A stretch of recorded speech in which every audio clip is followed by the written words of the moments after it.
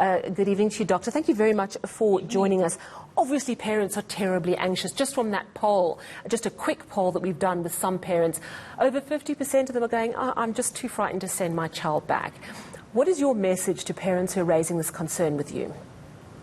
Yeah, no, I get the same sense from my day-to-day work. That's the most of the questions I get. And my advice to parents is that we should try as best we can to get children back to school. I think we are neglecting to see the harms done to these children by keeping them in extended lockdown. And I think the data suggests that what we're getting from the Netherlands, China, Australia, Taiwan, Sweden, is that kids are actually not the super spreaders that we thought they were or going to be based on data from influenza epidemics.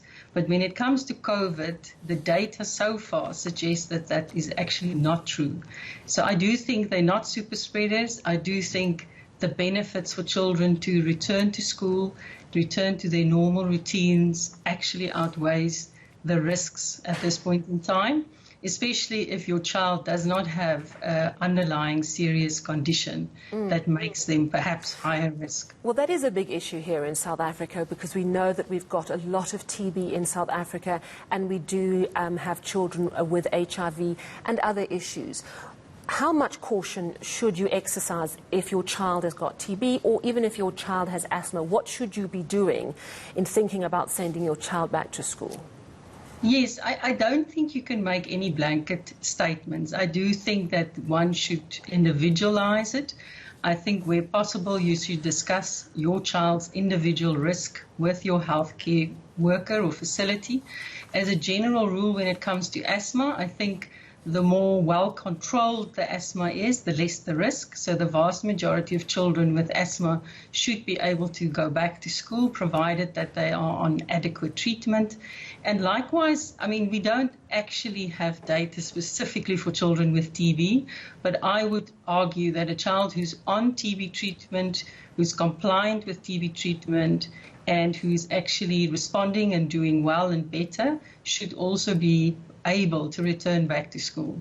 And what about a child with HIV?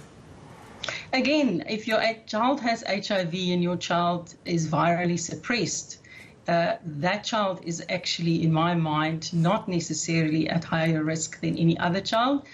One has to just remember that the data that I was referring to obviously is not the exact same social circumstances that we have in South Africa. But I think the bottom line is those children who are most vulnerable may be the same children who also do not have access to e-learning platforms, who may not be safe at home, who may not even have food at home. So again, you can't make a blanket statement. I think it's about individualizing risk and balancing that risks also with the harms of not going to school. Yeah, and I think that is the big trick, and that's the big thing to constantly weigh up. And I suppose each weighing up is different for a child and their circumstances. But there's new science all the time coming out about COVID-19. You know, just a week or so ago, we heard about this concern that some kids were getting a sort of inflammatory linked illness similar to Kawasaki's disease that could be linked to COVID-19. Doctors here have been saying to me that it is very, very isolated. But there's a lot that we still don't know.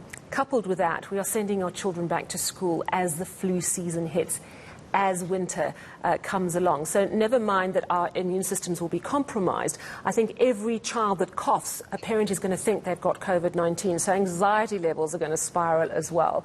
Do you really think it's wise to be opening schools in June? You know what, obviously if we had a choice in a perfect world, perhaps it would not have been the ideal month.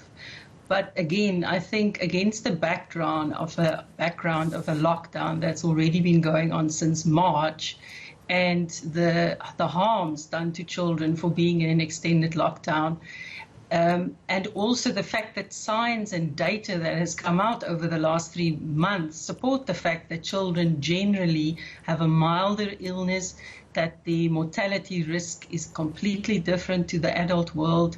You know, if you take all of that into account, I do think we still need to reopen the schools. I think in a way, children may never be this safe in winter at school as they are now, because people are going to be aware, people are taking precautions, people are not going to send their children to school when they have symptoms.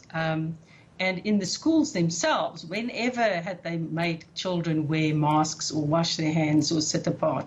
So in fact, in a weird way, I actually think that this particular winter, they may be safer than they've ever been before in the middle of winter. Yeah, you make a good point. Thank you very much for your time. We really do appreciate it here on ENC. That's Dr. Fiona Kritzinger. She's from the Netcare Christian Barnard Hospital. She is a paediatrician.